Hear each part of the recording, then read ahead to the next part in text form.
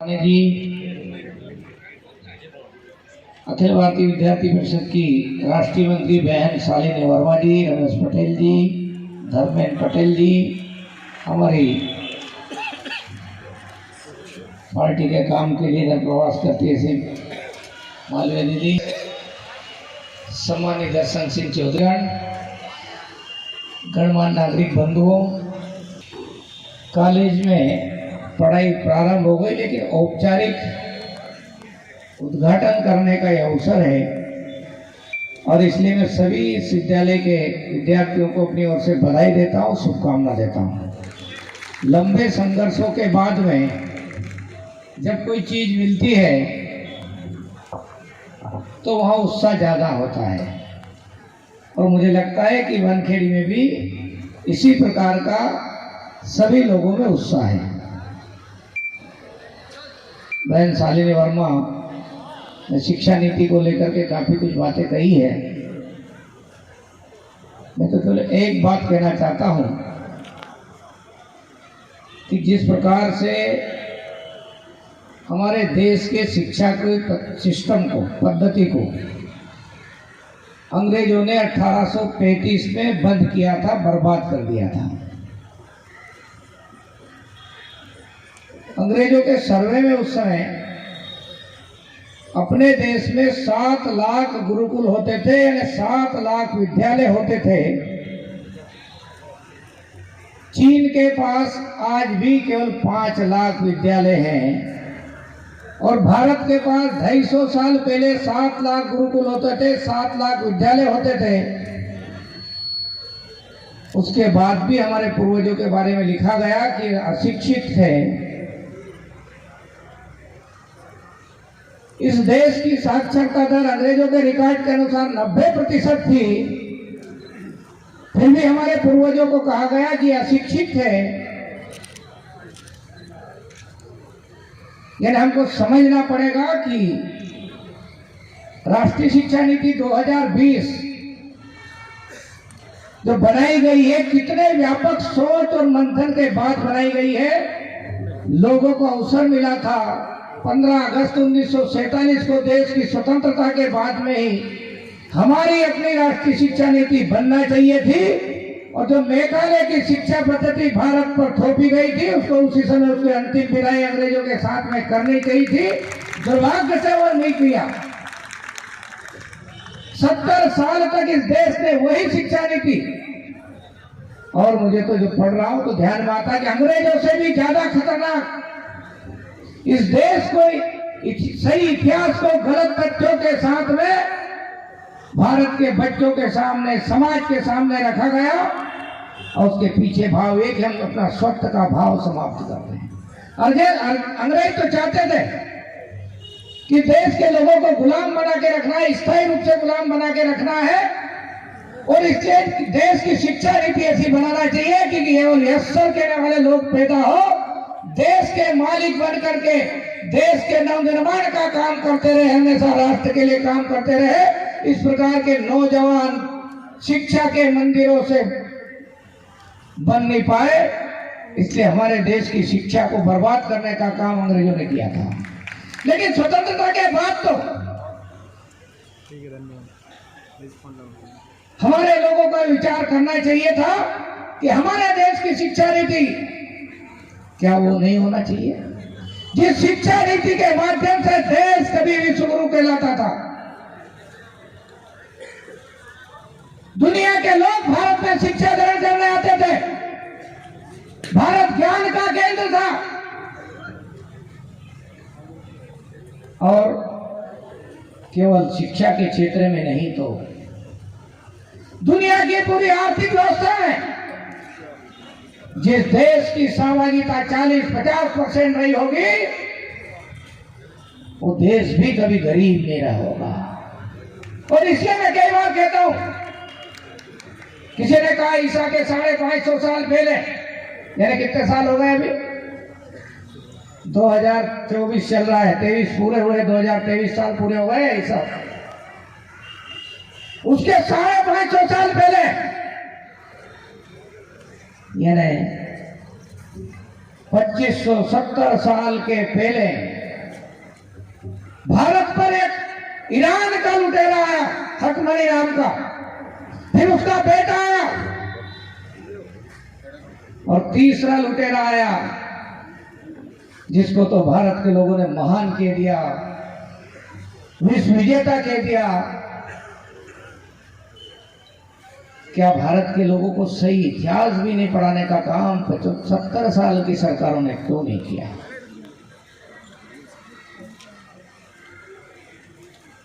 और जो देश जिसको गरीब कहा गया, उस देश में दुनिया के लुटेरे आते रहे। मैं आपसे पूछना चाहता हूं, झोपड़ी में कभी डाका डाला है क्या? जो संपन्न होगा, सक्षम होगा, वहीं पर डाका डलता है, वहीं पर लूट होती है। इसका मतलब भारत सोने की चिड़िया, लोग कहते थे हम विश्वगुरु भी थे और सोने की चिड़िया भी थे, संपन्न राष्ट्र के रूप में दुनिया के मंच पर आते थे।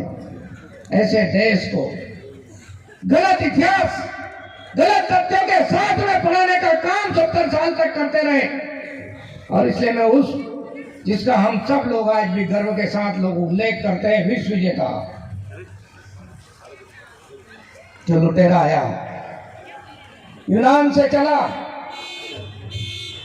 हकमनी ने जितना एरिया अफगानिस्तान का लूटा था उसको लूटता हुआ आगे बढ़ा, पुरुष से युद्ध हुआ। हमने जिस पराजित आदमी को लिख दिया, जो जीता हो सिकंदर, जो जीता हो सिकंदर।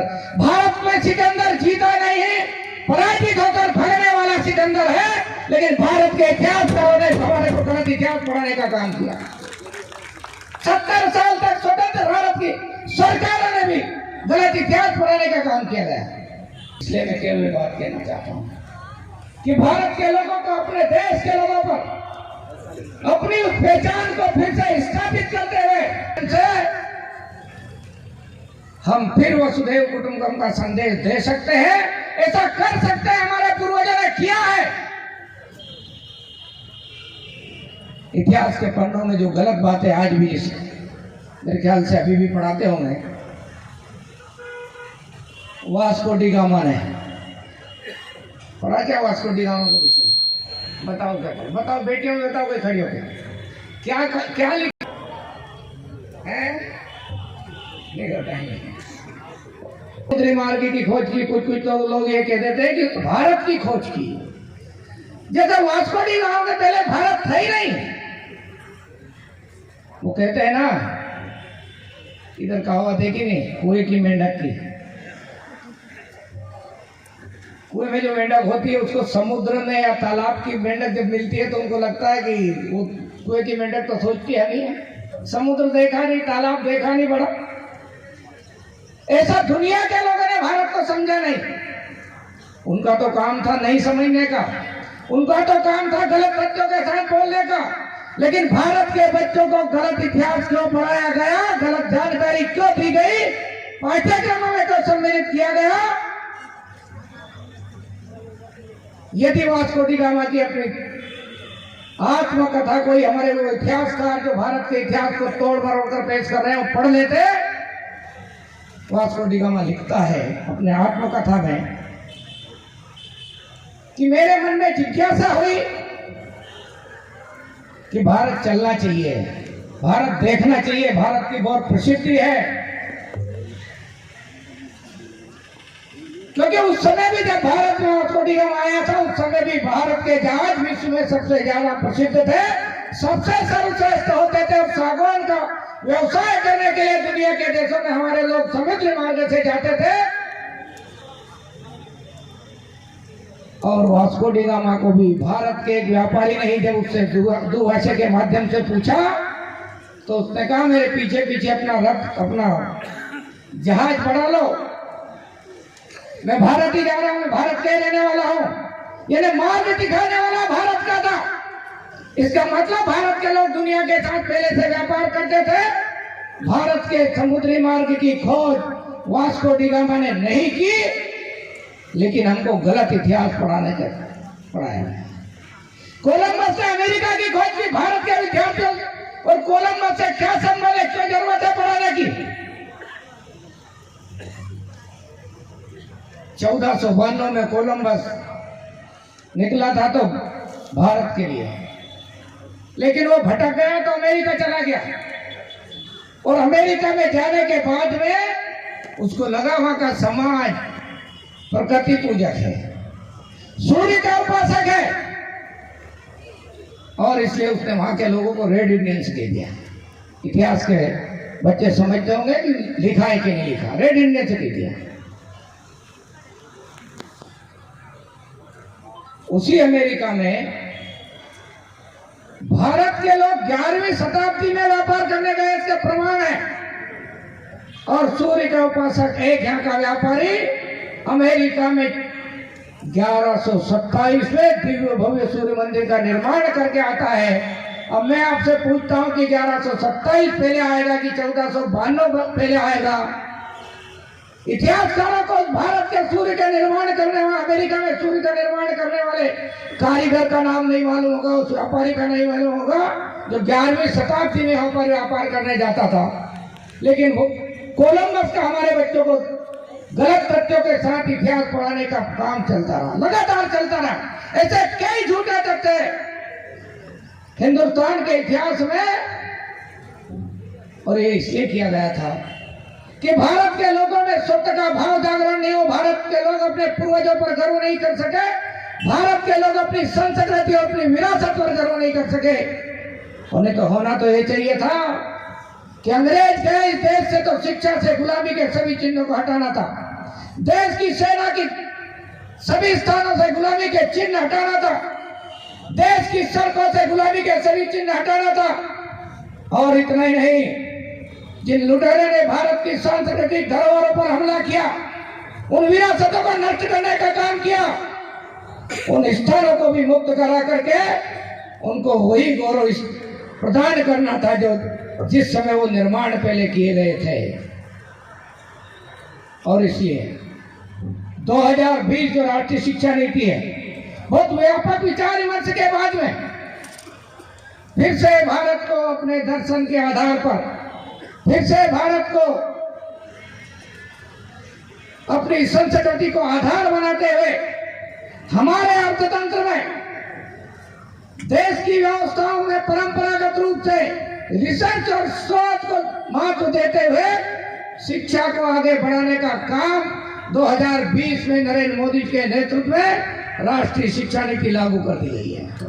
हम उनके परिवर्तन करने के साथ में केवल नहीं, इतिहास की बात है, इतिहास को हम सही करने जा रहे हैं, तथ्यों के साथ में, प्रमाण के सामने साथ में। अब यदि कोई कहेगा कि साहब भारत के लिए महान कौन और भारत के लिए लुटेरा कौन, तो हाँ हम कह रहे ना, वास्को डी गामा आया, लेकिन उसने समुद्री मार्ग की खोज नहीं की, हमारे लोग पहले से जानते थे, लिखेंगे। सिकंदर आया लेकिन लूटने आया, लेकिन भारत को नहीं जीत सका। भारत के पौरुष से दो युद्ध में बुरी तरह से पराजित हुआ और भारत की धरती से यहां से खाली हाथ चला गया। बाद में उसका सेनापति सेल्यूकस आया। चंद्रगुप्त मौर्य से सिकंदर का युद्ध नहीं हुआ, केवल सेल्यूकस का युद्ध हुआ। और सेल्यूकस जब पराजित हुआ, इस कदर पराजित हुआ कि उसने अपनी जान की भीख चंद्रगुप्त मौर्य से मांगी। कहा, चंद्रगुप्त मैं तुमसे संधि करना चाहता हूं, मुझे भगत दो। संधि हुई। संधि में क्या क्या दिया उसने? जितना राज अफगानिस्तान का एरिया का जो हकमनी के बेटे के पास था कब्जा, उतना भाग चंद्रगुप्त मौर्य को सौंप दिया। लेकिन साथ में अपनी बेटी का विवाह भी चंद्रगुप्त मौर्य से किया, जिसका नाम हेलना था। लेकिन एक बहुत बड़ी घटना जबरदस्त है, उसका उदाहरण बताना चाहता हूं कि चंद्रगुप्त मौर्य ने जब समझौता कर लिया, संधि कर ली, देश के लोगों ने कहा शादी नहीं हो सकती है, चाणक्य ने कहा शादी नहीं हो सकती है, चंद्रगुप्त शादी नहीं हो सकती है। बोले क्यों गुरुदेव? मैंने संधि की है। दूसरे दिन राज दरबार लगता है, बड़ा राज दरबार था। उस समय के देश के लोगों ने राज दरबार में जो लोग बैठते थे, जो हक रखते थे, मंत्री थे, सलाहकार थे, उन्होंने विरोध किया। महाराज ये शादी नहीं हो सकती। चाणक्य ने कहा, राजा ने संधि की है कि संधि का तो हम देश के लोग पालन करेंगे, लेकिन आपको देश की जनता को एक वचन देना पड़ेगा। ये जो हेलना से आप शादी कर रहे हो, इससे होने वाली संतान, बहुत ध्यान से सुनना, हेलना से होने वाली संतान, हेलना विदेशी है, और इससे होने वाली संतान कभी मगध का उत्तराधिकारी नहीं बनेगी, कभी मगध का उत्तराधिकारी नहीं बनेगी। ये चाणक्य ने शर्त रखी थी, और चंद्रगुप्त मौर्य ने भरी सभा में ऐलान किया था कि हेलना से पैदा होने वाली संतान मगध का उस समय के भारत का सम्राट नहीं बनेगी। और आप जानते हो, हेलना से पैदा हुआ जस्टिन बड़ा भाई था, और भारतीय मां से पैदा हुआ बिंदुसार छोटा था। बिंदुसार बाद में चंद्रगुप्त मौर्य का उत्तराधिकारी बना। इतिहास से, और इसलिए मैं कहना चाहता हूं कि यदि इतिहासकारों को लिखना है तो भारत की धरती पर हारने वाला सिकंदर लिखना चाहिए, जो हारा हो सिकंदर लिखना चाहिए, जो जीता हो सिकंदर अब किताब के पन्नों में नहीं चलेगा, इतिहास के पन्नों में नहीं चलेगा।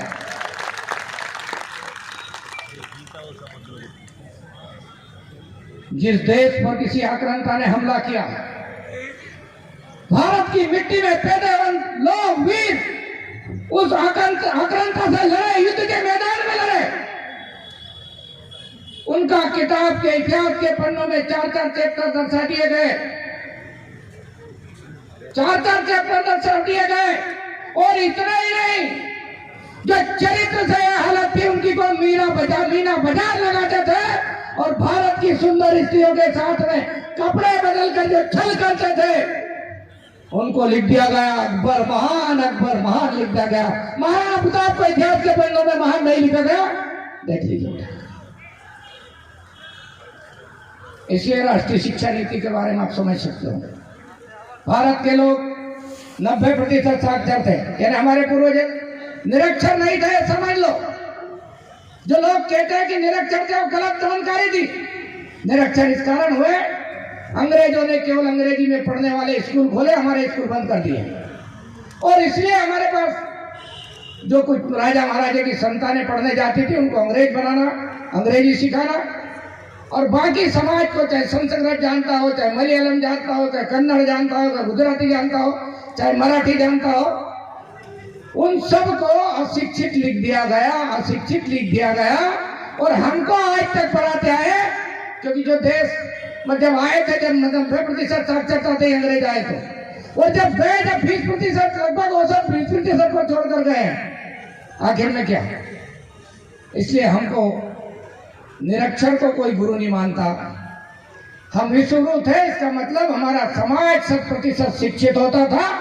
हमारे आंकड़े के अनुसार तो भारत 97% साक्षर देश था, और इसीलिए भारत विश्वगुरु कहलाता था।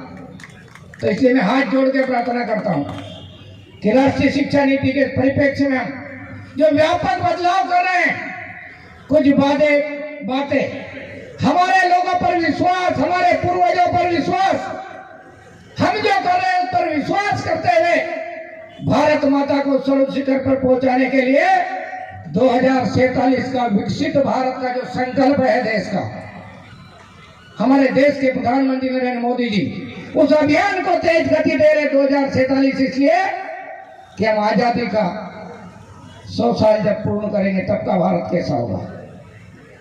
उस सब के आप सब लोग कुछ न कुछ भूमिका में है, सारा देश भूमिका में है। 2047 में भारत विश्वगुरु बनेगा, शक्तिशाली भारत होगा। ऊर्जा के क्षेत्र में हम आत्मनिर्भर होंगे, और केवल हम अपने लिए नहीं, अपने लोगों के ऊर्जा देने वाला देश, पूर्ति करने वाला देश नहीं होगा, हम दुनिया के भी कई देशों को ऊर्जा प्रदान कर सकेंगे। क्योंकि हमने जब वैक्सीन निर्माण किया कोरोना में, तो दुनिया के लोगों की जान बचाने में भारत का वैक्सीन काम आया है। इसलिए हमारे लोग कर सकते हैं, हमारे वैज्ञानिक कर सकते हैं। और एक बात और कह करके बात आगे बढ़ाऊंगा, हमारे देश के किसानों ने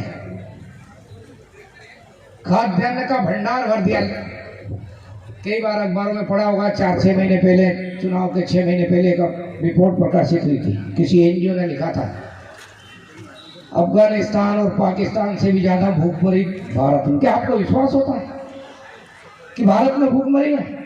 अरे जिस देश की परंपरा में पड़ोसी भूखा नहीं सोए, अरे पड़ोसी भूखा है तो मुझे नींद नहीं आएगी, ये इस देश की परंपरा में है।